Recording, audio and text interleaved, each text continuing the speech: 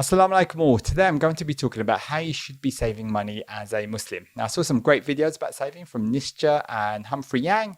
And yeah, I just really inspired me to make this video today, which is all about saving and especially geared towards Muslims. So yeah, just want to say welcome to Simple Muslim Money, which is all about halal investing and personal finance for Muslims. Now, number one is auto saving. So now this is where money comes into your account, say from your salary or something, and then you automatically save that money without even thinking about it. It just happens every month. And this is fantastic. Sounds really simple, but works really, really well. And it's almost like I never had that money in the first place. And then before you know it, a few months go along and you're like, wow, I've actually saved this amount of money.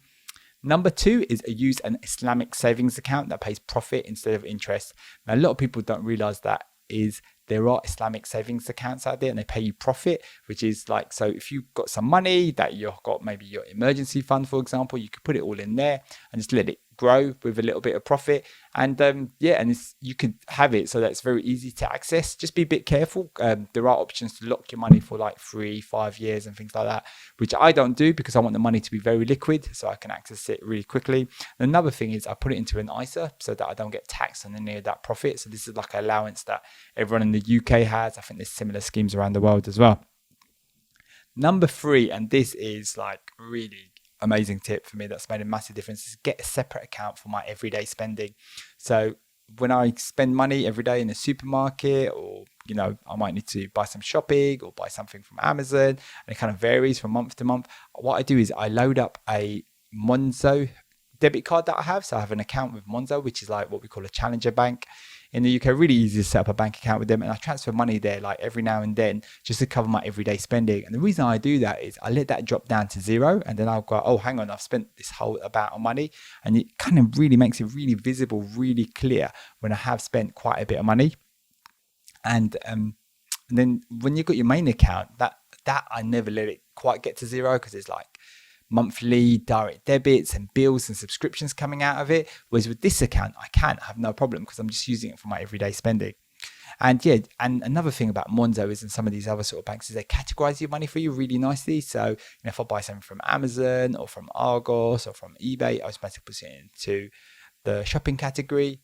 If I buy something from Aldi, Lidl, or from Sainsbury's, Tesco, Morrison's, one of these sort of companies, then goes into the groceries bucket. If I buy anything for eating out, if I've gone to some of the local restaurants around here, which is Saffron Street or Najina or one of those sort of restaurants, then it just picks it up as dining out. So yeah, it's really good, makes it really easy, which then moves me on to my next tip, which is tracking your money. Now, when I track my money, I'm much more aware of where my money's going, where I'm sort of wasting money or spending money on stuff that I don't really want. And Monzo makes it really easy for me to track my money. I can see which categories it's going into, but also every month I have a spreadsheet, and it's really simple, and I just copy those values across, and I can see what's going on a month-to-month basis really easily. I also keep track of how much I have in savings, how much I have in investments, all of that sort of stuff I keep an eye on.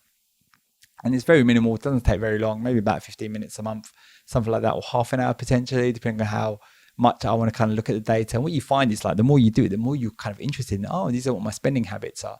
And then you can see where your money's coming and going.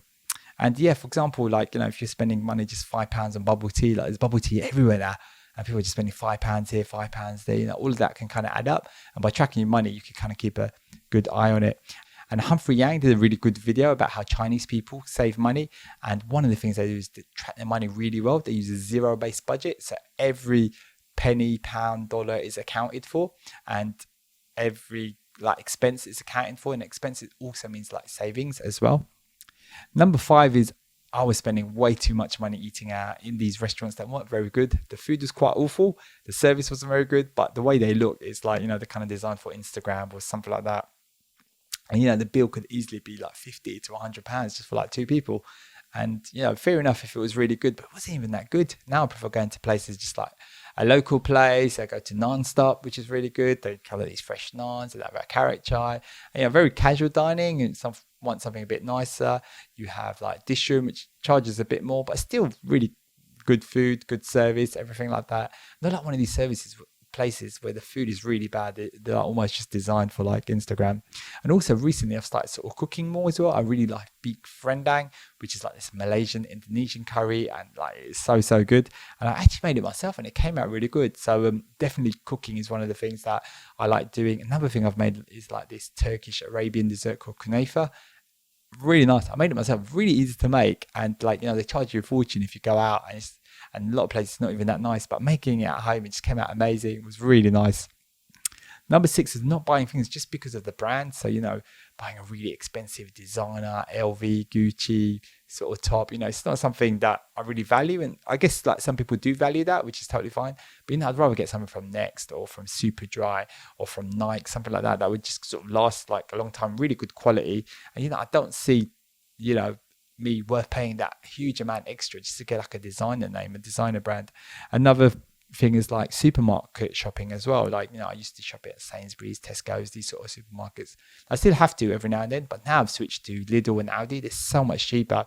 Like, for things like, bread, milk, nuts, that sort of stuff. It's kind of the same no matter where you buy it. But, you get it much cheaper from those sort of shops. And, I used to be a bit snobby about going to those shops, seeing there's those kind of lower grade sort of supermarkets, but that is not true at all.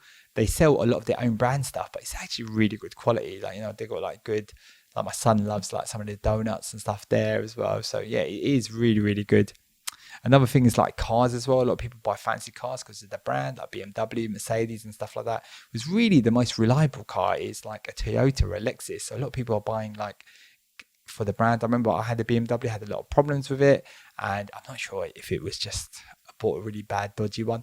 And the servicing and everything expensive. Whereas with Toyotas and Lexuses, they run really well. They've always come out really well in the reliable kind of categories in the awards and stuff like that. Number 8 is paying too high for bills. So things like, a lot of people, they sign up for something like your electricity, your gas, your internet and things like that. And they just never change. They just stick on it. Like even with the mobile phone bill, they just stay with the same one. They just stay for it forever and ever and ever. There's no need to do that. There's price comparison sites out there. You can check things. You can do things. Like, for example, I reduced my internet bill and I got a faster speed as well. So it's like fantastic. So it's a really good way to kind of save money. Number 9 is cancelling subscriptions that you no longer use. Like I had a subscription for this like health supplement thing. That was it was good at first, but then I didn't feel like I needed it anymore. So I kind of got rid of that. And just keeping an eye on things like Netflix, Disney Plus, and like other sort of streaming service that you might not longer watch anymore. You could always cancel them. You could always sign up again. They make it so easy to sign up and cancel nowadays. So that's really good. Number 10 is paying off debt. Now this is really important because what I didn't want to do was just keep digging a hole, buying stuff and then owing more money to people, because one of the biggest sort of obstacles to wealth building is debt. So what I do now is like, I'm very careful. I try and pay off debt and things like that. And I remember I got into like a bit of a debt hole with my credit card without even realizing it, which was really frustrating. I was just buying everyday things. And before I knew it, I just got into this like, 5K debt. So I just kind of paid that off. And then I would only buy things when I had the money, not kind of get into more debt and build a bigger hole. And number 11 is doing things myself. So for example, my haircut is done by my wife. It means I don't have to go to the barbers. I save money. I save time as well. Sometimes the barbers can be really busy and I need a haircut. I also get my haircut done more frequently as well because we are doing it ourselves and it is free. And the other thing is like we needed like a bench made for our bay window, and I was getting builders in and stuff like that.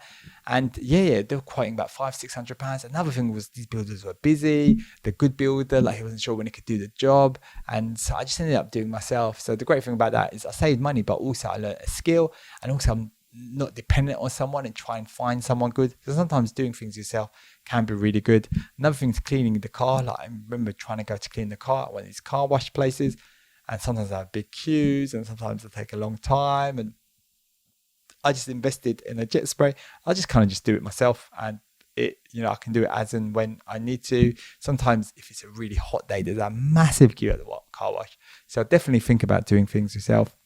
Number 12 is basically just find what is important to you. Some people might totally agree with me. Some people really love BMWs and Mercedes. And that's totally fine. And I really like this saying from Ramit Sethi, which is spend on the things that you love and cut back mercilessly on the things you don't. So I really love that quote, and something that I always kind of think about. And, you might really like going to these fancy internet Instagram type restaurants, which is totally fine as well. But definitely think about cutting back on where you don't want to so you can save. So yeah, just want to say thanks for watching. If you've enjoyed this video, please smash that like button. Assalamu alaikum.